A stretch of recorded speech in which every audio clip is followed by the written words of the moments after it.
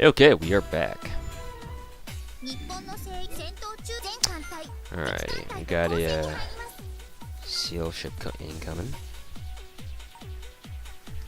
Mao. Nah, we're gonna go ahead with you, buddy.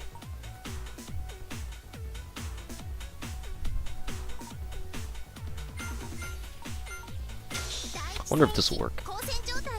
So 510, 520. Okay, we're gonna have to focus him down.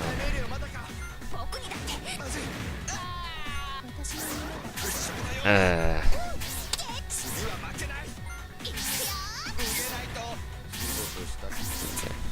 At least he only does half damage because all their colder palace ships got destroyed. That reminds me, I do need to remodel Mary Britain's ships. I think, right? Have I done it before? Have I done it yet? No, I haven't. Fuck, that's why. Okay. If only I had known, right? Okay. CDA 99.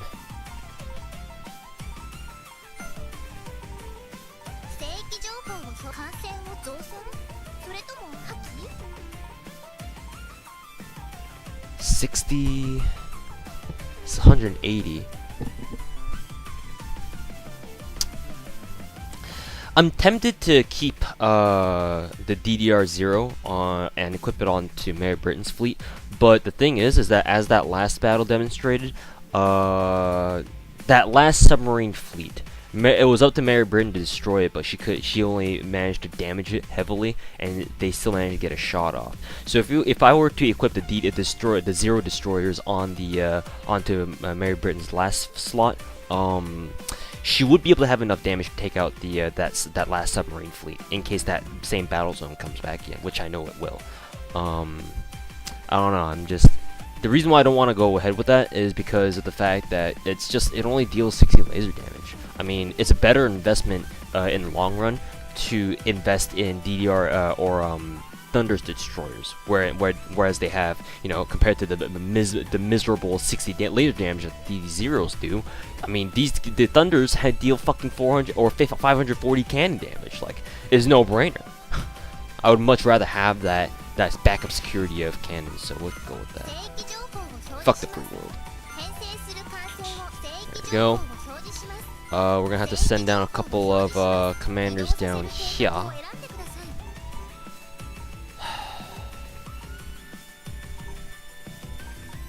Send on Alwida.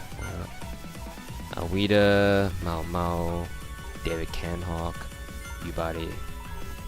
Yeah, sounds about right. Okay. Alrighty, so let us go ahead and invade. That and like that.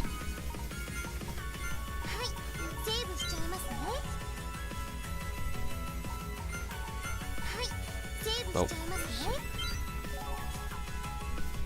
Okay, so even though I do remember that in the last episode I did say you need to invade from Gatesland, I still sent over my troops from Hawaii. I'm hoping this works. Man hell. Does that mean male admirals attack reduced by 50%? Haha, fuck you all. Alrighty.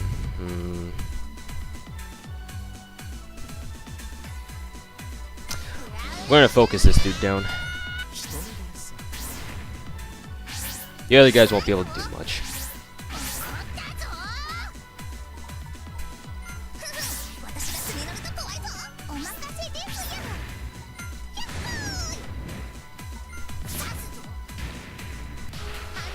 The one instance where her melee damage or her melee passive skill actually comes in handy for once.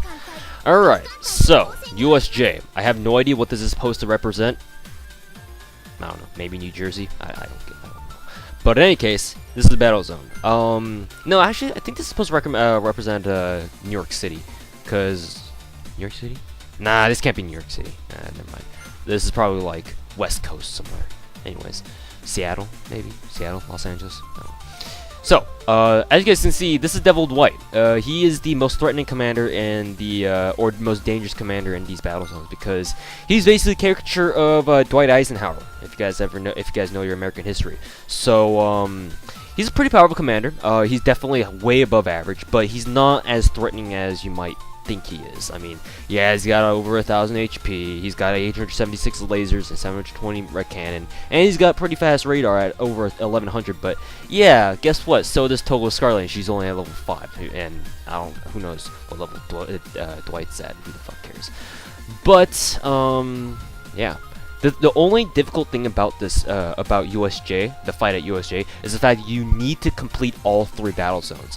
As you guys can see, if you try mixing matching 2 of them at a time, you only go up to 7 7 stars for the complexion of the war that you need to, you know, win the battle. So you basically speaking, you need to have enough commanders to send to every single location or every single battle zone.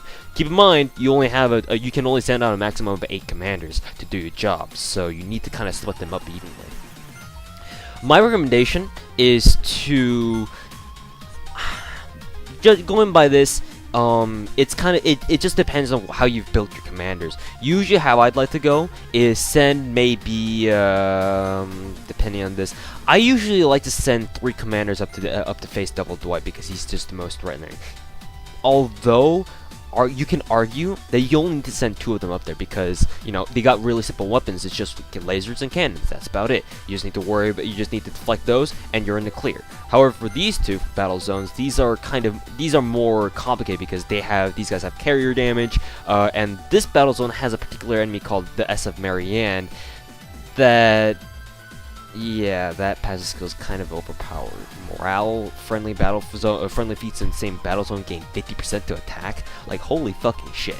Either, and it applies to itself too, so either you take out these 2 guys, or you kill Marianne right away so that Marianne's passive skill doesn't proc. With that being said, let's try to decide mix and match what we're gonna do here. So we have a ton of commanders at our disposal that we can use to go ahead and take over the kill everyone basically. So luckily for us, the condition is sunny, so we don't have to worry about anything restricting our weapon systems or whatever. I am going to go ahead and send in.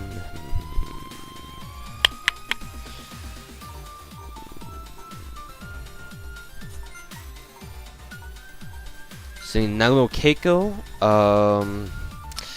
Hasburg Lady, and Togo Scarlet right here. So with this, Togo Scarlet will be able to take out the first HM fleet. Hasburg Lady will easily take out the second HM fleet, and Nitro will fall to all the combined laser damages. Yeah, Hasburg Lady can take him out in one shot, so I don't have to worry about that. Next up, let's go ahead and see what we can do for this one.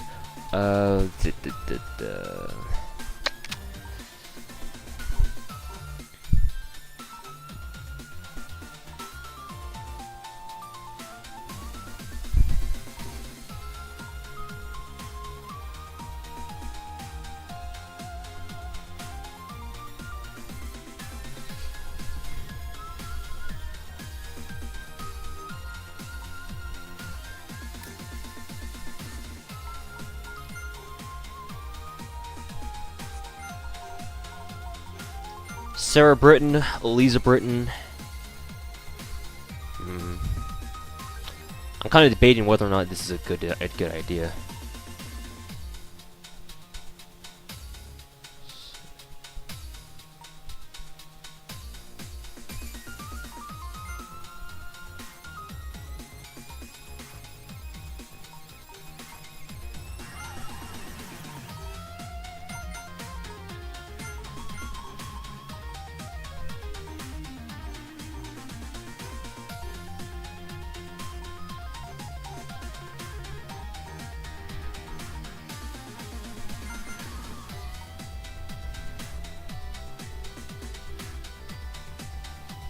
Yeah, we'll take a little bit of damage. One of these guys will take a little bit of damage, 420 damage, but it shouldn't matter.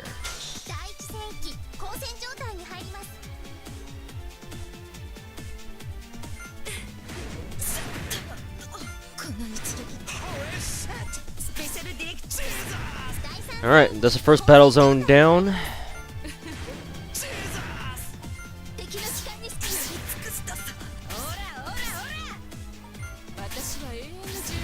Alright, second battle zone down.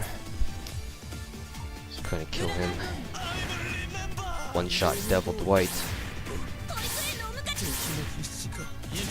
And can't never take care of the rest. So, as you can see, no casualties. El Ramo took some hull damage, but other than that, that should be fine. And we one-shot everyone.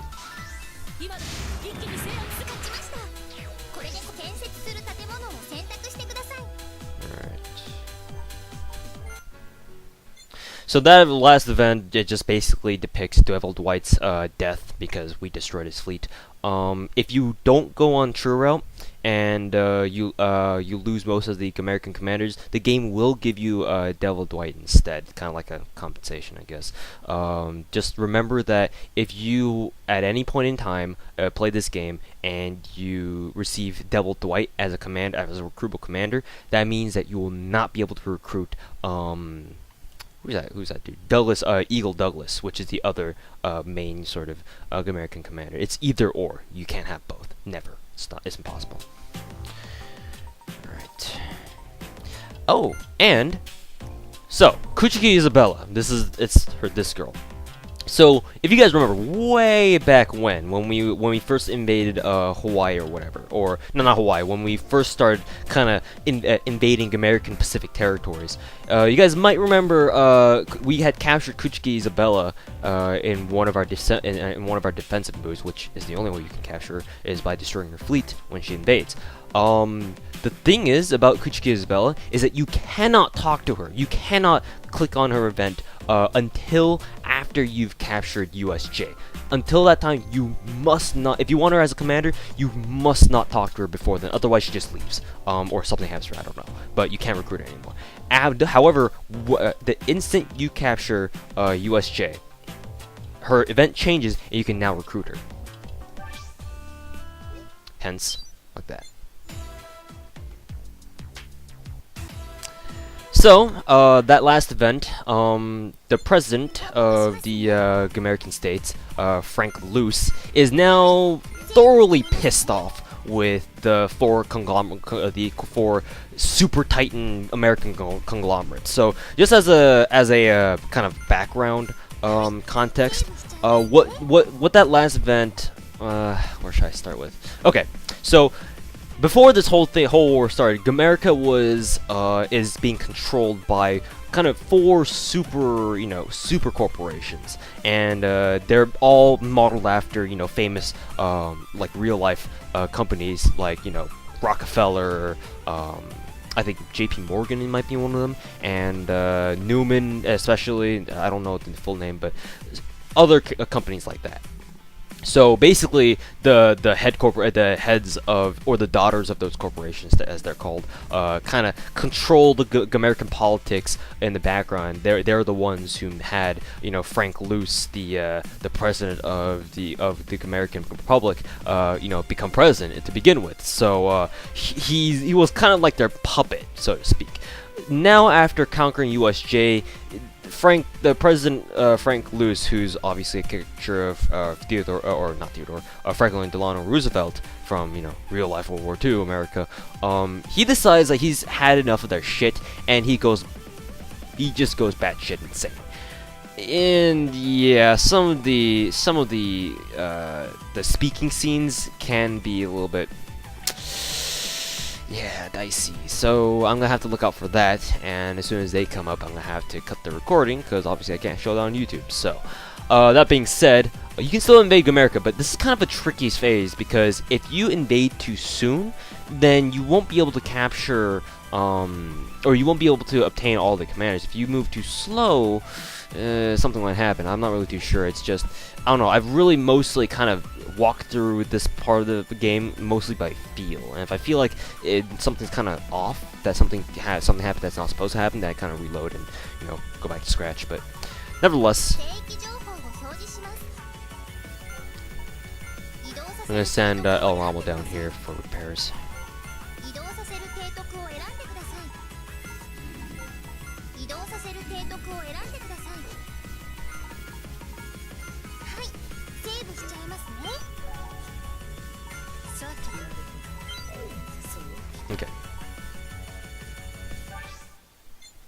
Ah, I forgot to remodel Kuchiki Isabella's.